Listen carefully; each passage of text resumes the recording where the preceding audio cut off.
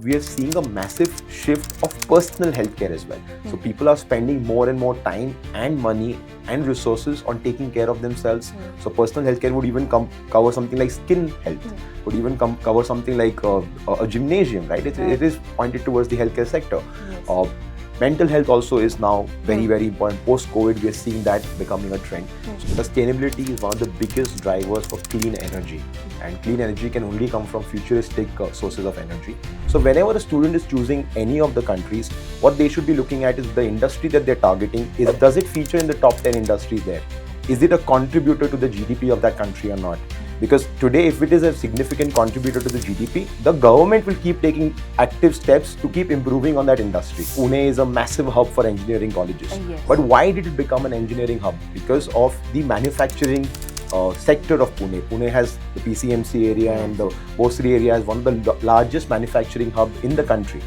Tech jobs are definitely going to increase over the next 15 to 20 years. If you look at a 5 to 20 year horizon, definitely AI will increase tech jobs and not reduce tech jobs. The skill sets that will be required in the tech industry will change, will evolve, but AI is definitely going to create jobs.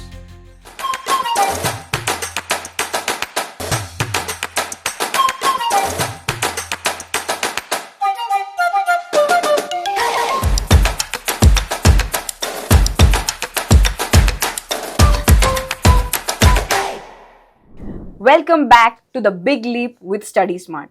If you've been following our podcast, you know that we speak a lot about building the right profile, choosing the right university, choosing better countries for your study abroad journey. But today, what we're going to do is slightly different. We are going to take a step even further back because you need to look at the bigger picture first. It's not just about the course or the country, it's about the career direction you are choosing. So, in today's episode, we're going to talk about globally what industries are growing, what are the job shortages, which are the best countries to study, work, and settle. And to talk about this gamut of topics, you need an expert. So, today we have the founder and managing director of Study Smart, Mr. Chetan Jain, with us, who has spent years guiding thousands of students on this journey and setting them up for success. So, welcome to the Big Leap, Chetan. Thank you, Apoorva. I'm very excited about today's episode because I feel that career outcomes are far more important than choosing the right university or the right course. The university and the course is just a tool to get you there, but career outcomes are very important. This is true. I'm excited to get started. Let's get started then. Yes. Chetan, one of the basic things that students do when they are choosing to go to study abroad is that they pick up a country where they have some relative. 10 साल पहले गया था, बहुत अच्छा scope था. That's one thing they do. The second thing they generally tend to do is all of my friends are heading to this place, so I am going to go there. And lastly, this university like Oxford, Cambridge, these are big universities, so that's the place to be. But I think you have some different opinion on this. So could you talk about it a little? Yeah, absolutely. I think it's one of the biggest mistakes that students make by focusing either on what the outcomes have been with their relatives or friends in the past. Somebody could have gone to a country 10 years ago. The situation in that country 10 years ago would have been very different to what it is now. I think the primary focus for the students while choosing the country should be the industry that they're targeting, right? So what kind of a career are they looking at? What course are they looking at? And then what support is there from the industry in that particular country? Is it a growing industry? Is it a declining industry? Let's give you a more relatable example. So we all know Pune is a massive hub for engineering colleges. Yes. But why did it become an engineering hub? Because of the manufacturing sector of Pune. Pune has the PCMC area and the Bosri area is one of the largest manufacturing hub in the country. So to support the industry, the education is required because the supply of engineers will only come from the colleges. So whenever a student is choosing any of the countries, what they should be looking at is the industry that they're targeting. Does it feature in the top 10 industries there? Is it a contributor to the GDP of that country or not? Because today, if it is a significant contributor to the GDP, the government will keep taking active steps to keep improving on that industry. So when they pass out from their masters or their bachelors, then they know that the job availability in that particular sector will be there for them. If it's a declining industry, then automatically the jobs will reduce. So that's one of the most important factors that they need to look at.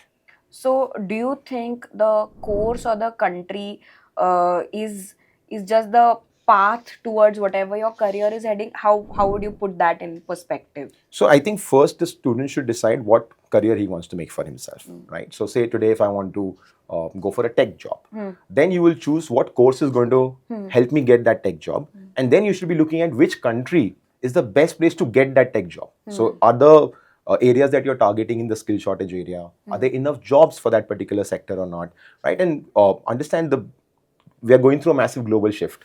Countries are changing constantly, economies are changing constantly, and there are going to get a lot of jobs that are going to be created. But the factors that are creating these jobs are going to be drastically different over the next 10 to 15 years. You were just mentioning about how certain industries contribute higher to the GDP, and globally what factors are there. So as we are moving into the future, what are going to be these drivers for the job market as a whole? Right. Apoorva, I was recently reading a report which was published by the World Economic Forum, which talks about future jobs. So by 2030, it is anticipated that over 78 million jobs will get created. And the key drivers for this change or these jobs are going to be factors like technology, factors like economic conditions or economic changes of the country, the geopolitical situation. Sustainability is going to be another focus area. So some of these factors are going to drive the way the global career market is changing. And one last piece of advice for students is that they should choose the future they want, right? The university and the course will just be an enabler for them. Okay. Chetan, if you look at like human evolution historically, there have always been certain industries that are the drivers on the global economic scale. You know, it may have been agriculture, then it shifted to manufacturing, and now we've reached a stage, especially in the last 2 decades, where everything seems to be tech, tech, tech. Right. Tech is there in your phones, it's there in your wearables, it's a part of everything. But is this true as a career path? Is it true as a number one choice globally? Apoorva, post World War II, we saw the Industrial Revolution, which gave a boost to manufacturing globally. And what we are seeing right now is a technology revolution, right? And it's there to stay. Technology is not a fad. Tech jobs globally are only going to increase. And what has happened is technology no longer is an industry by itself. It has actually become the foundation for every industry. So whether you're working in finance, you're working in marketing, you're working in manufacturing, irrespective of the industry you're working in, you end up working on tech any which ways. So the role of technology is going to be there. Tech jobs are definitely going to increase over the next 15 to 20 years. Then there's a relevant fear that a lot of us, even in the industry, and of course parents have, is the impact of AI on careers. Yeah, AI is like the biggest buzzword right now, and I think every second student or parent we speak to, particularly students who are looking to do, computer engineering or tech-related courses, is what's the impact of AI in terms of jobs? Is it going to increase jobs? Is it going to reduce jobs? So that fear is there. The way I see it, I could be terribly wrong, of course, but this is from my understanding of the market and my understanding of the student trends that we're seeing. There will be a mixed impact of AI for the next, say, 0 to 5 years, right? Some roles will diminish. So very, basic roles like basic development, those kind of roles will completely diminish.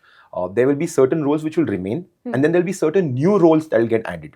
But in the long run, if you look at a 5 to 20-year horizon, definitely AI will increase tech jobs and not reduce tech jobs. The skill sets that will be required in the tech industry will change, will evolve, but AI is definitely going to create jobs.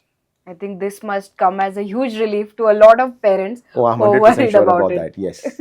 So now that we know that tech is everywhere and AI is also going to play a very important role, what are the kind of job roles that will be growing?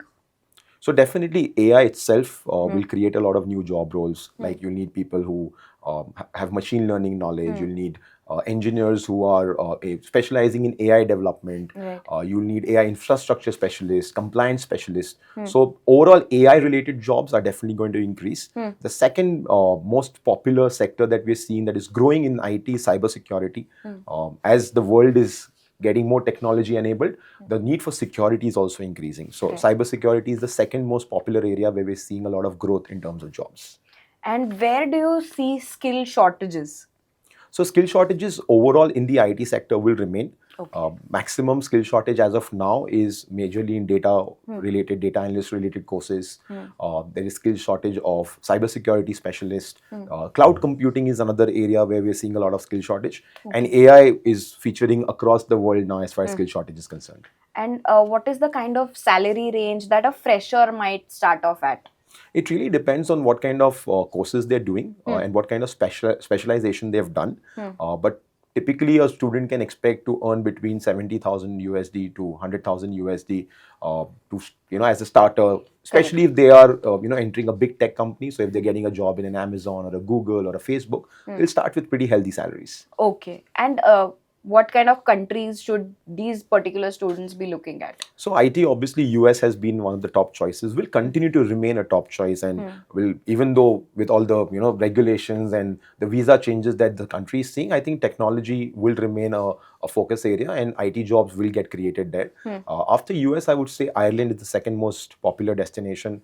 Great presence of IT companies there, and students can have really good opportunities. We're seeing Australia also coming up big time, and another fastest enabler for technology we're seeing is Dubai right now, and the whole of Middle East. Right, so a lot of focus from the government. Dubai has just recently got their first IT park, and they're very, very keen on technology transformation. So yeah, we see a lot of growth in these countries. I think Dubai must come as a surprise for most of our viewers as well.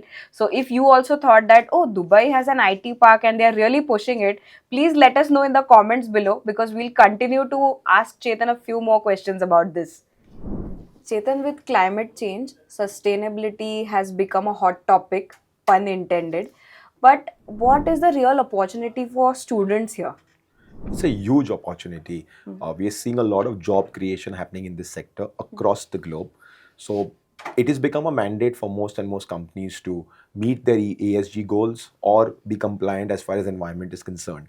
Especially more so for companies which have a lot of emission, right? So construction companies. What type of emission are we talking So about? we're talking about carbon emission majorly, Okay, right? okay. So today, if their carbon footprint is high, then they need to ensure that they're either being within the limits that are allowed by the government, and in case if they're not in the limit that's allowed by the government, they need to buy carbon credits. Okay. So we see carbon credits becoming like a $3 trillion market very soon, where companies that are not meeting their ESG goals or are not being compliant with the limits that are allowed will have to buy carbon credits. Now, buying carbon credits is an expensive affair.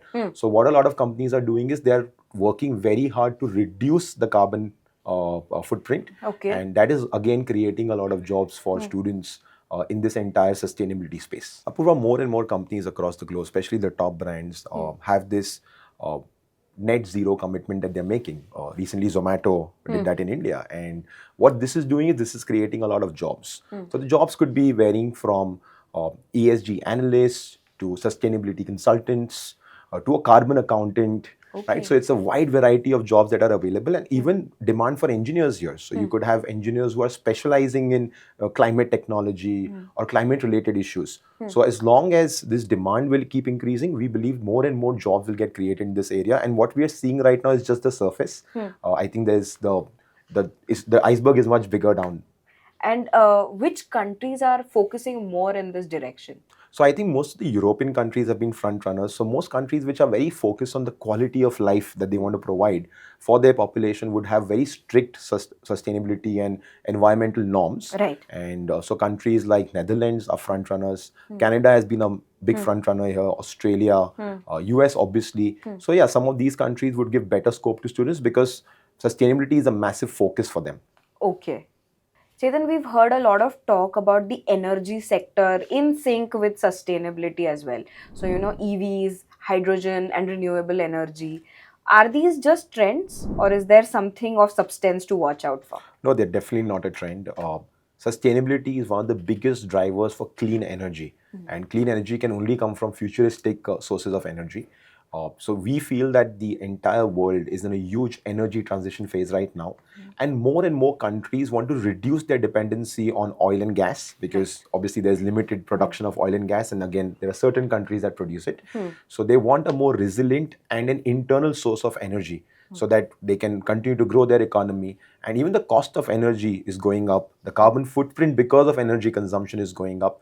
So the future of energy is future energy, and you will see a lot of movement in electric energy, solar, wind, hydrogen, and other forms also. Even nuclear energy is something that is being explored. So alternate sources and future clean sources of energy are definitely going to be there. So in this sector then, for the clean energy movement as such, or revolution that's coming up, what are the kind of jobs that student can study for? Right, so tremendous scope for all kind of tech jobs again. So whether you are into engineering or whether you are doing EV related courses, battery manufacturing related courses. So there are specialized courses now available in this domain. I'll give you an example of a recent student of ours who went to Germany. Right, he went for a very mid-rank private university, but he picked up a very focused course on EV manufacturing, EV car manufacturing. And one of the USPs of that program was that they were working closely with BMW to improve their EV technology. Oh. So he was able to get an internship with them and then get a full-time job very easily. Right. So today, if you are doing specialized courses which are available in the renewable energy space, then the chances of you getting good jobs in that area are much better. Okay, and then what are the countries that students should focus on? Again, the European countries are front runners here. Germany, I would say, is one of the top choices for energy related courses. Netherlands is coming up. UK, US, Australia have always been up there, right? So yeah, most of the countries, this is the focus area, even India for that matter. Right. Look at the kind of evolution that has happened as far as solar is concerned. We are one of the largest in the world right now when it comes to creating solar energy. So yeah, I think it's a global trend and most countries will provide good opportunities for students.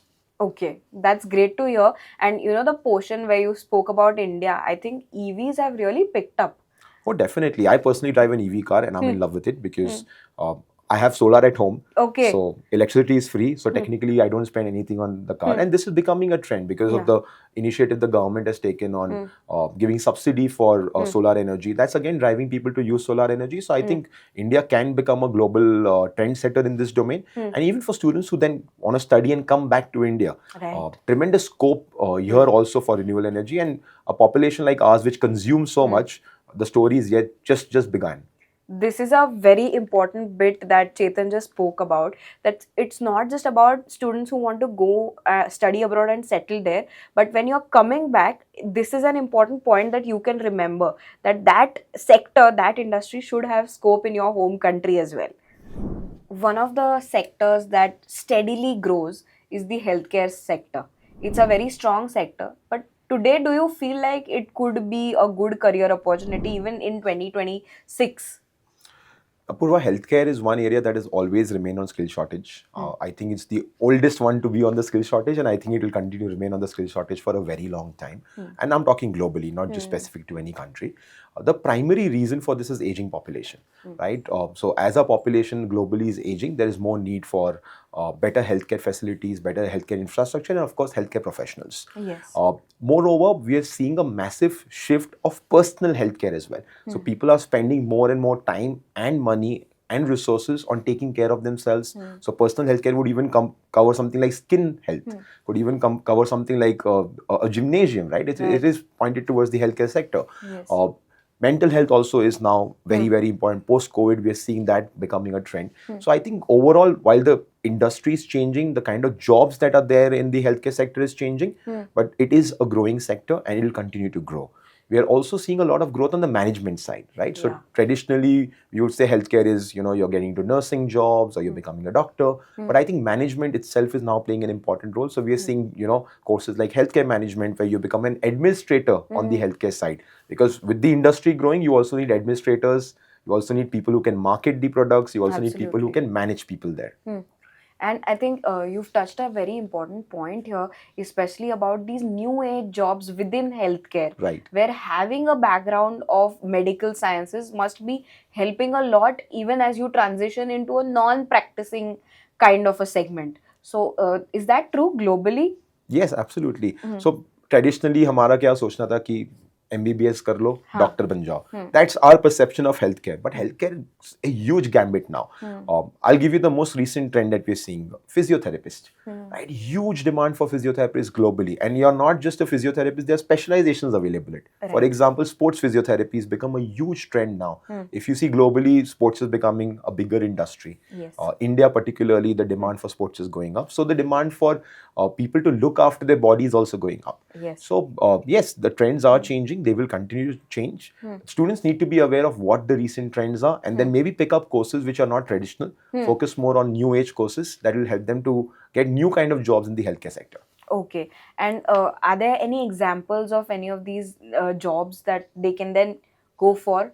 Definitely. So physiotherapist, like I said, is an area that could be targeted.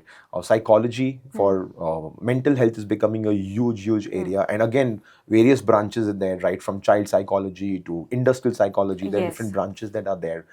We are seeing a demand for biotech engineers.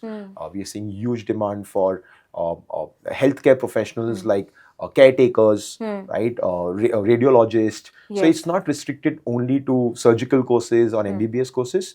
Healthcare does have a lot of wide scope. Public health itself, people who do policy making for public health, that is another area that can be targeted. So yeah, there are a lot of places that can be looked at. And the countries that one should look at? Countries, I would say UK remains one of the topmost when it comes to healthcare. A lot of European countries have good opportunities. US has good opportunities. Again, countries like Dubai, which are increasing their population and their net migration, there's a huge need for healthcare professionals there. So yeah, globally, like I said, most countries will give you good opportunities because it's a very technical program as well. Right. And healthcare is not something that comes naturally to people, right? It's not a run-in-the-mill kind of a program that one will take. One has to be passionate about it. One has to have the temperament for it as well. So the need will always remain. Chetan, there were certain industries that just got a growth momentum during COVID. One of them was life sciences and biotech. Right. So does that continue till date? Oh, 100%. I think it's still one of the fastest growing sectors. And the way we spoke about how technology is impacting every industry, I think the biggest impact of technology has been on life sciences and biomedical sciences. The pharma sector is completely blown after COVID. Yes. More and more amounts of money is being pumped into research, medical equipments, and the use of technology in improving the outcomes of whatever we do in the medical science, right? Whether it's research, whether it's surgical, the use of technology is everywhere. Right. So definitely for students also a lot of opportunities are getting created globally in this particular space. So today you could be working in the pharma domain where you're working as a pharmaceutical scientist, you're working in the research sector, you could be working in the business sector, drug exploration, jobs like biotech engineers is in demand. A lot of research oriented jobs are also in demand. So if you're taking serious physics, you're taking biosciences, again you could be doing a lot of research on that front. What about genetics? Genetics also is huge right now, and the application, we might think of genetics as only towards human, but the actual bigger application is more towards the agriculture sector, the poultry sector, where how they can keep improving the produce of the crops, or how they can keep improving the kind of breeds of animals that are coming out. Right. So the application is far wider and definitely an area which is growing very rapidly. So again, what could be the top countries for these type of careers? So front runners again is UK, US, because of the kind of universities they have are very research focused. So automatically they end up having a lot of IPs and research papers being published in this area, and it's a research heavy topic. So countries that have a good research facility can support it. Some of the public universities of Germany are very good again, and Australia to a certain extent, I would say. But yeah, for these kind of subjects which are research oriented, the choices of countries are very limited. Yeah, and I also think that from what you're speaking of, the student should also have a very high research oriented aptitude. Oh, definitely. You need to see our Indian education is not very research oriented. So you need to have the aptitude for research and have an inclination towards research for you to do well in this subject. Otherwise, for students who are looking at more skill oriented jobs, this may not be the right choice. Okay, that's good to know. Business is another domain where the roles keep evolving every year. So how should students be looking at this? Business management studies is probably the highest number of students that go abroad is for business related courses. But what we are seeing as a trend now is that the demand for MBA particularly is going down. Okay. And what we're seeing is more and more employers and more companies want people who are specializing in certain roles. So if you look at business management as an overall subject, within that subject, there are more specialized roles that are getting created. So give you an example, if marketing would be considered as a part of business and management. So a student who would typically do an MBA in marketing is now doing a master's of marketing, or deep diving further by doing a master's of digital marketing or master's of social media or master's of market research, where they then can pick up specialized roles within marketing. So the trend change has been that the demand for skilled courses and specialized courses is much more, which is leading to students getting specialized jobs. Okay. And does this also affect the finance sector in any way? It affects all sectors, right? So within finance also, the traditional courses would be a master's of finance, but now students are focusing more on courses like investment management, courses like risk management, courses like accounting and finance, where they're taking accredited courses so that they can become professionals and skilled workers in that particular domain. Right. So today, if I was a finance company or say a broker, a broking company, Yeah. Instead of hiring a master's of finance, I would prefer hiring someone who's done a master's of investment management and has done a CFA along with it. Okay. Right, which would ensure that he's far more skilled in understanding my business than a regular master's in finance. And MBA, so maybe I'll not take at all. Right. So you see how the trend has shifted to a more specialized role in this. Okay. And then what are the kind of job roles that have opened up with this new specialization? A lot of them actually. So, job roles like a business analyst, a fintech specialist, a risk manager, traders, right? A huge demand for traders in finance. When you talk about supply chain, in that procurement management, logistics management, these kind of roles are coming up. If you talk about Tech companies also have product managers. Yeah. So tech companies also could have product managers, could have consultants. Business consulting is becoming a huge role where Right. business consultants come on board to help improve business processes. So the application is wide, and at the same time, a lot of new roles are getting created. Okay. Then as compared to, the earlier career choices that we spoke of, do you think the countries where this will be applicable are a lot more? Countries, obviously, there's a wider scope of the countries you can target. But one thumb rule that we suggest to students while looking at business courses or management courses particularly is look at English-speaking countries. Okay. Because any business-oriented course and any business-oriented job will be very communication heavy. So today, if you're in the marketing department of an XYZ company, if you are not strong in the language that you need to talk in, there's no way you'll do well. Right. So if you go to countries like France or Germany where they are not English-speaking countries, normally the scope for business-oriented courses is a little less. So the only thumb rule for students would be to target countries which are English-speaking so they can get jobs much more easily. Okay. And then what would be the best countries to opt for these courses? I think US, UK would remain the top two. We are Okay. seeing a great scope again in Dubai for business-oriented courses, particularly in finance and real estate side. Moreover, Australia has been a popular place for studying business. New Zealand is popular. Canada was popular, but over the last couple of years, we've seen a bit of a drop there. But Canada also remains a good place to study business. So any of these English-speaking countries where language is not a barrier, students can comfortably target those countries. So I think the key takeaways here are number one, English speaking countries, and number two, super specialization within those business courses. That would really set you apart from a basic MBA. Chetan, the digital growth that has happened everywhere has also impacted creativity.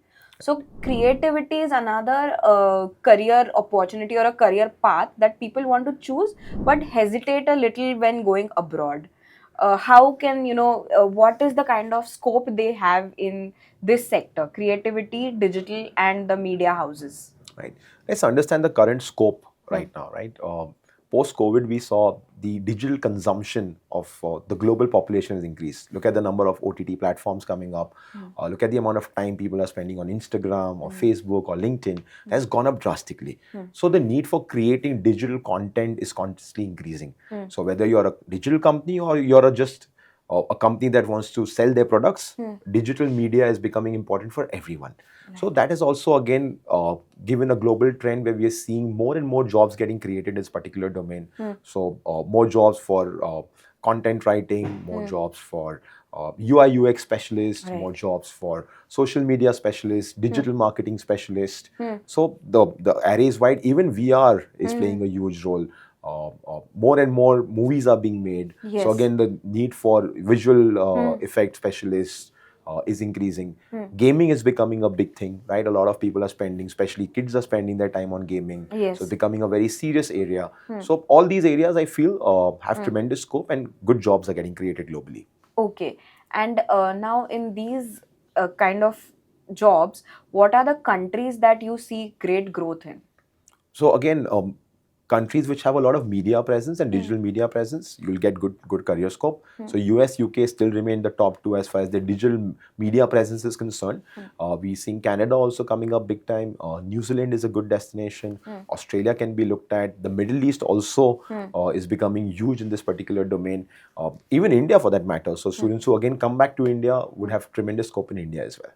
And another point that you touched on briefly was social media. Yeah. So social media and the creativity that is related to it, it's very quick.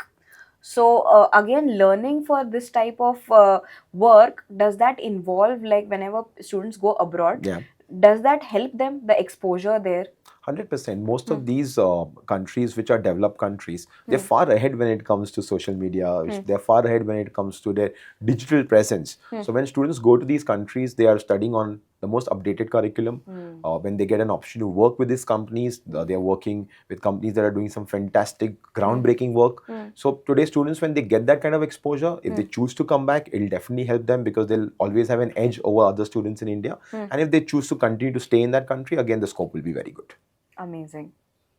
We are moving to one of the most classic choices of Indian students, that's engineering. And I mean not the tech part of it, but all the other branches of engineering. How do you see the scope for this? Right. While it may be the traditional part of engineering, I think the scope and the demand remains intact, and rather I would say it's growing. Yes, there are certain sectors which are doing better than the other sectors. So, for example, civil engineers have a huge demand globally. To give you an example, Australian cities, the big cities like Melbourne and Sydney, are going through a massive housing crisis right now. Okay. So there's more demand for houses, and there are not enough supply available. So we are seeing a lot of urbanization happening there, because of which civil engineers, architects are getting good scope. This urbanization we are seeing across the globe in all the big cities, where more and more people want to live in bigger cities. Yes. So infrastructure requirements of most cities are constantly pressed. If I take Pune as an example, look at our road infrastructure. It needs Right. constant upgradation, right? So civil engineering is something that we're seeing that has global demand. Similarly, manufacturing has again a lot of scope. So manufacturing could be towards normal manufacturing, could be towards automobile manufacturing. So a country like Germany, for example, they require 2 lakh engineers that will, mechanical engineers or automobile engineers in the next 5 years. So that's the kind of demand that's there. Apart from that, aerotech, aerospace, aeronautic engineering is an area which we're seeing that's growing a lot. We are seeing another space race happening right now, and this privatization also coming in, right? Yes. So companies like SpaceX. are privatizing the sector. So again, that area, those kind of engineers would be in demand. So yeah, traditional engineering is here to stay as well. And what about mechanical engineering? Yeah, so mechanical, definitely. Manufacturing is never going to stop. Manufacturing is going to keep increasing. Global demand for products is increasing. Like I said, we as human beings are consuming a lot more than what we should be. True. So manufacturing will also have consistent demand. Okay. And any particular countries you want to highlight? I think when it comes to engineering in general, Germany is one of the top destinations for students, and we're seeing a lot of good career outcomes for students in Germany. Similarly, Australia is again a growing sector, especially for civil engineering and anything related to civil engineering. UK has always been a front runner when it comes to manufacturing again. And there are other European countries like Netherlands, Finland, France, Okay. Sweden that are coming up, right? And again, I'm coming back to the Middle East. I feel the Middle East is one of the fastest growing economies in the world right now. Right. And again, in general, the demand for civil engineers is huge. They're also, for the longest time, the Middle East used to be very focused on oil and gas. Oil and gas. So oil and gas engineering requirement will also remain there. So Right. Middle East could be another sector that could be looked at. Okay. One of the engineering that is coming up in the market is the robotics and mechatronics part of it. What about that? So if you see more and more manufacturing companies now, what they want to do is they want to increase their efficiencies, they want to improve on their accuracy and quality levels, and at the same time reduce cost. Yes. The only way they can achieve that is by automating their manufacturing process. And this is where robotics and mechatronics is playing a very important role. It was firstly restricted only to large companies, but we are Right. seeing even SMEs now adopting to automation processes. Yes. So the need again for engineers who specialize in mechatronics or robotics is going to increase drastically. And Germany is again a trendsetter in this area. Australia, we are seeing a lot of mechatronic courses coming up. So these two countries are offering a lot of scope for these kind of engineers. Okay. Chetan, when a student flies out and they experience the entire journey of study abroad, they don't just want to study there. They also look for work and settlement, probably.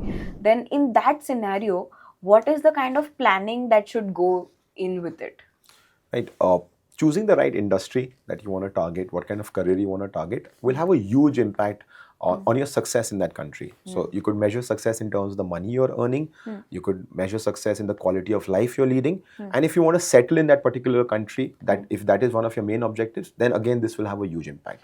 So today, if a student is targeting an industry which features in the top 10 in that particular country, if they target specifically jobs which are in a skill shortage there, their salary levels will be much better than other jobs, Right. because the country needs those kind of people. They are not an easy supply, there's more demand for them. So your pay scales will be much better. Secondly, a lot of countries work on a points-based kind of a system for immigration. Okay. So they give you points for various skills, they'll give you points for your qualifications, they'll give you points for your work experience. But some countries may give you extra points if you're working in a skill shortage area. So your time duration required to get your permanent residency or become a citizen of that country will be much faster if you're working in a skill shortage area. Okay. So this is really important to know beforehand. Definitely. So, as a part of the counseling, a lot of counselors, including ourselves, what we do is we try to make the students aware that if they're targeting a particular course, then which are the areas they can link to the skill shortage, what are the different courses they can take which will ensure that they get a job in a skill shortage area, which will then automatically increase their career outcomes. The ability to get a job is easier, it's less competitive, your pay scales are better, and your path to migration is better. So, it's a win-win. Oh, wow. This has been a powerhouse of an episode. What is your one final message to students? I would say my final message to the students would be that don't chase a particular degree or a university, chase a skill, chase a particular career that you want to make for yourself, and chase an industry that the world needs, because then winning is guaranteed. So the key takeaways that students should watch out for or ensure that there's right here in your brain is: one, pick the right industry before you pick the right university. Number two, when you're planning to settle in that country, think of the visa and the pathway in advance based on the career opportunity. Thirdly, like Chetan has mentioned again and again, it is very important that you choose the right industry and the global demand for that industry when you're planning your career. So these are the three important takeaways from today's episodes. If I've missed out on any, please put them in the comments below so that everybody else knows. And in the meantime, like, share and subscribe to our channel. Also, keep learning, keep growing, and keep dreaming big. A lot of students make the mistake of following trends or going to countries where they have friends and relatives so that they'll have a little bit of a comfort, which is an absolute don't as per me. So there's a term that we look at called ROE, which is the return on education. So if you are spending an X amount of money, if there is no return on investment, then it's absolutely pointless. We come from a society where our education system is defined by the ranking. So if you go to an IITs, the job is guaranteed. Right. But that's not the case abroad. The rankings don't guarantee job. They also get the exposure of working in a foreign country, because today international experience, if they choose to come back to India, will be very valuable. So what he did was he put up a small board on his right side, right, and he made some points on the board. And he kept looking at the board and looking at the interviewer, kept looking at the board, looking at the interviewer. The interviewer caught it immediately, and they rejected him, saying that he was reading and then giving the answers. In some of the interviews, they're also going to talk to you about the country that you grew up in. Ideally, they should not be talking about settlement, because their primary goal to go there is to study, right? Because then it will be a red flag.